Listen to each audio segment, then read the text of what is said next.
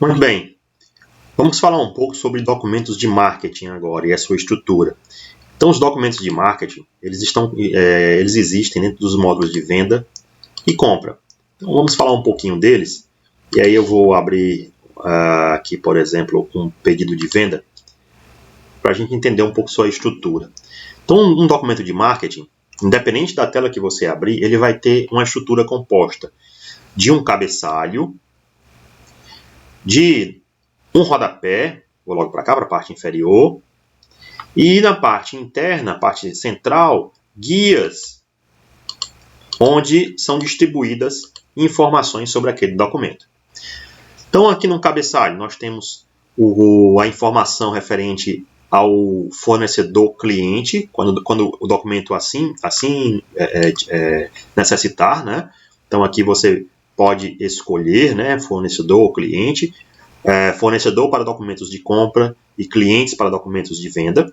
Então, você faz a seleção ou você faz a digitação, o sistema permite, né, digitar ou selecionar, ele já traz aqui o nome, conforme o código escolhido, a pessoa de contato padrão, e esse campo número de referência do cliente, ele é livre para ser preenchido da forma que você achar adequado. Tá? Pode ser o número do pedido de compra do cliente, pode ser o número do documento seu, você vai usar da forma que você quiser.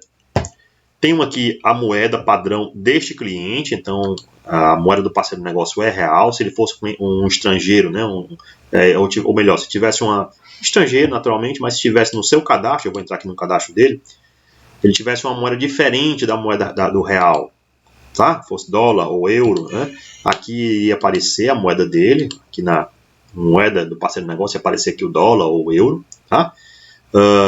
Temos aqui ainda a filial que eu estou acessando com o seu CNPJ, porque eu não cadastrei CNPJ nessa filial. Eu tenho aqui informações referentes à numeração e datas, status e datas, melhor dizendo. Eu tenho aqui o 7º documento pedido de venda dentro do sequencial primário. Então, eu posso ter mais de um sequencial. Posso até colocar manual aqui, é o pedido de venda número 3. Posso fazer também. E pode ter mais de um sequencial automático. Esse aqui é o primário, né, o 7º. O status do documento, o documento tem variação de status durante o seu uso. Ele normalmente ele começa com o status abrir ou status aberto e aí vai mudando o status conforme o andamento, né? Ele vai ficando do tipo fechado, cancelado, então conforme você vai avançar ou não com aquele documento dentro do processo de venda ou de compras. Eu tenho campos do tipo data, então tenho sempre 3 campos nos documentos de marketing: data de lançamento e data de documento, e na parte central varia entre data de entrega e data de vencimento, dependendo do tipo de documento que a gente utiliza. Tá? Reforçando aqui a questão das datas, né, que você não precisa digitar a data por completo, você digita só seu primeiro dígito que ele completa, ou então só o mês, o dia e o mês que ele completa com o ano. E também, né, que a gente pode trabalhar com o teclado com o mais, né? Quando ele botar o mais 3, ele vai somar mais 3 dias, tá? Vai para o dia 17. Né? E também pode usar o mais com dígito associado à letra M de meses, tá? Ou a letra Y de ano, que ele vai somar mais N meses ou N ano. No caso, 3 meses vai para agosto aqui. Uma dica de navegação. No rodapé, nós temos informações referentes ao vendedor ou comprador. Você vai indicar, né, que é o vendedor, que é o comprador. Se esse vendedor ou comprador já não estiver indicado no cadastro do parceiro de negócio, então você pode também no cadastro do cliente fornecedor já ter uma pré-definição de quem é o vendedor ou comprador que ele vai levar lá para o documento. Temos aí, além do vendedor ou comprador, um campo chamado titular, que aqui ele vai ligar ao cadastro de colaboradores no módulo de recursos humanos. E aí, se o colaborador tiver vínculo com o vendedor, né, se você tiver um colaborador que represente o vendedor 1, ele traz para cá o nome do colaborador.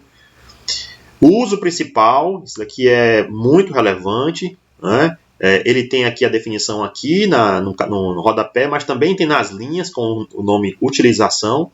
E aqui eu costumo dizer que isso daqui é o motivo pelo qual você está fazendo um documento de marketing, né? O motivo pelo qual você está comprando, está vendendo, está entrando ou está saindo, né? Com mercadoria, com item de forma geral.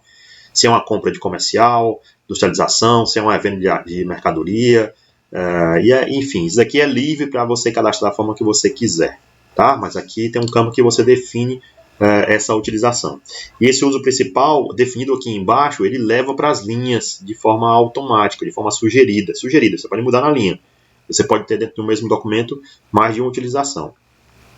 E ele também é sugerido conforme o cadastro do cliente fornecedor.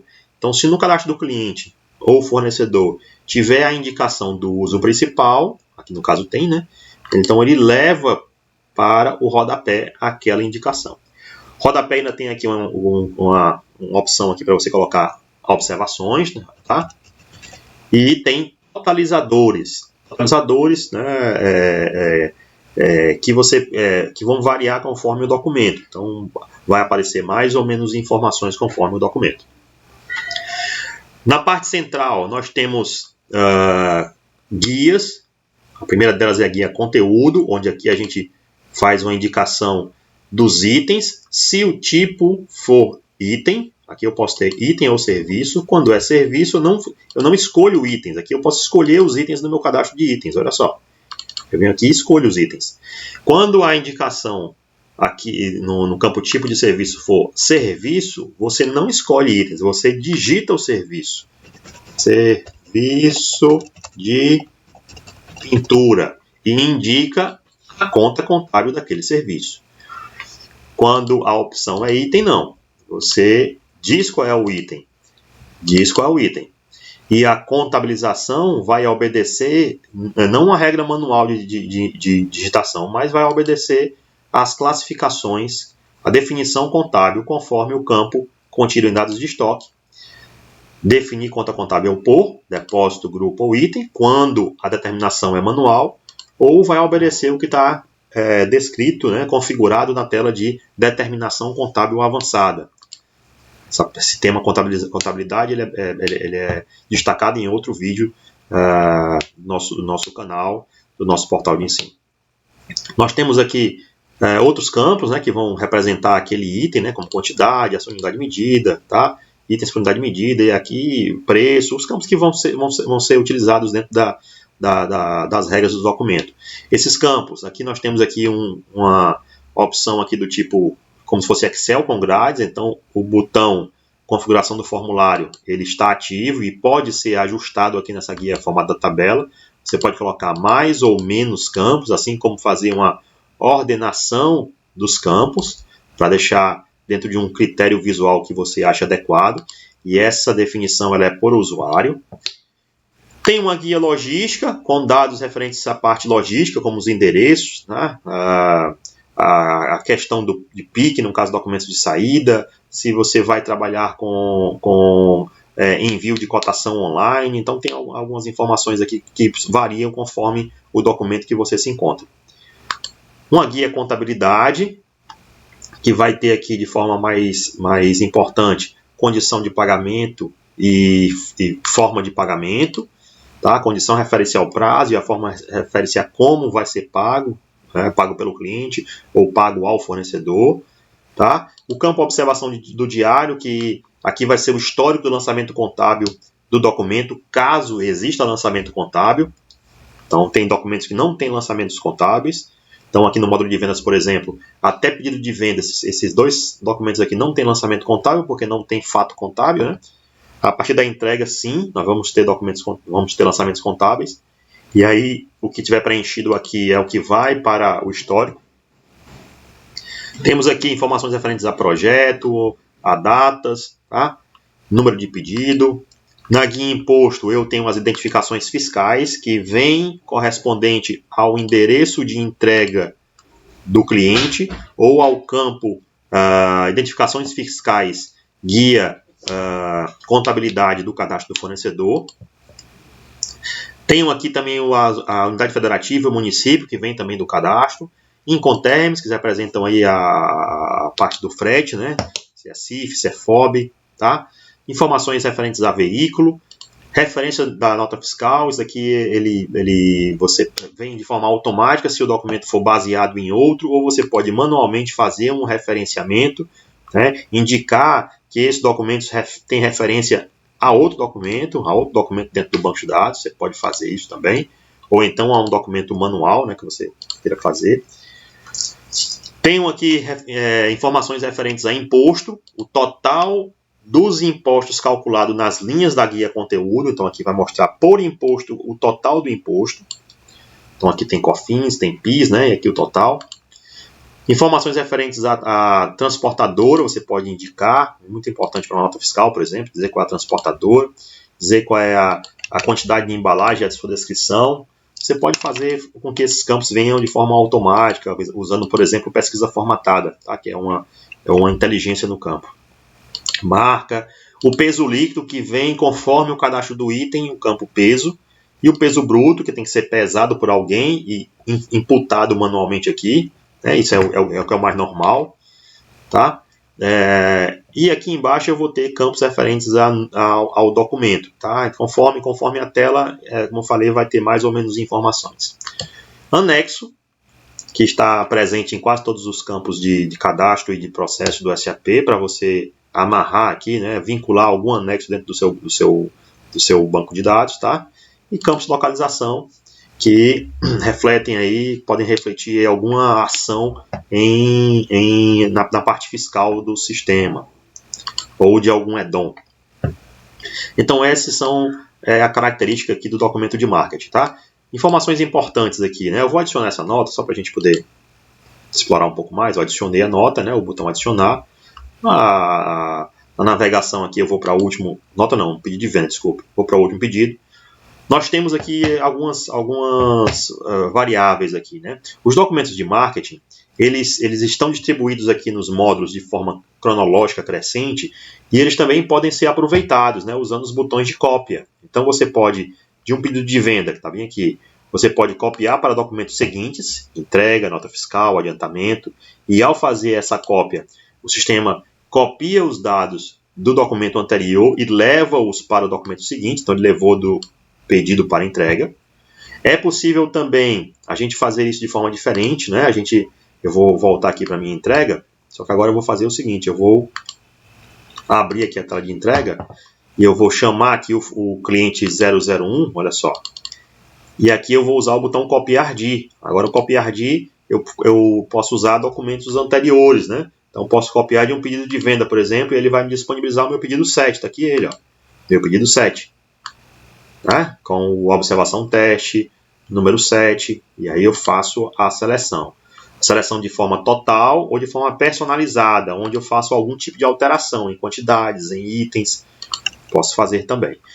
Então você tem os botões de copiar de e copiar para fazer esse aproveitamento entre os documentos. Aqui na tela de entrega, por exemplo, nós temos outras informações, tá?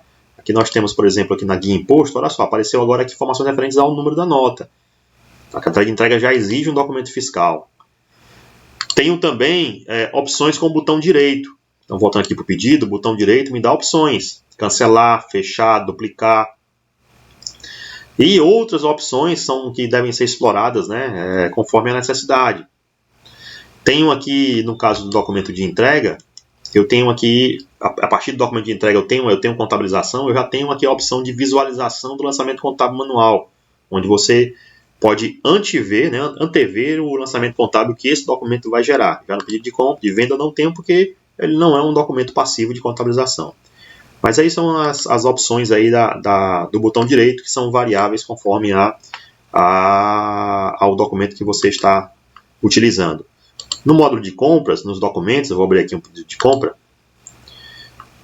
funciona de forma semelhante. Eu vou aqui para o último pedido, ó, semelhante, só que aqui naturalmente vão ter fornecedores, vão ter documentos, vão ter itens do tipo que são itens de compra, tá? Mas a estrutura é a mesma, né? Com o cabeçalho, com a parte interna e com o rodapé, tá?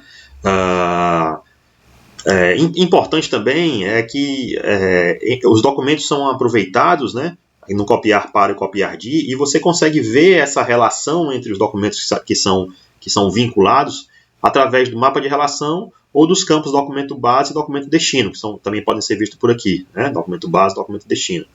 Então o mapa de relações, por exemplo, é o mais utilizado, onde você vê a relação entre os documentos. Então eu saio do pedido de venda e estou vendo os documentos que foram relacionados àquele pedido através das cópias, né, do copiar para, copiar de. Então, nasceu solicitação, 2 cotações, uma cotação gerou o pedido de compra. E aqui, se ele for para frente, vão surgir mais setas e mais relacionamento. Então, essas são algumas das características dos documentos de marketing. Até mais!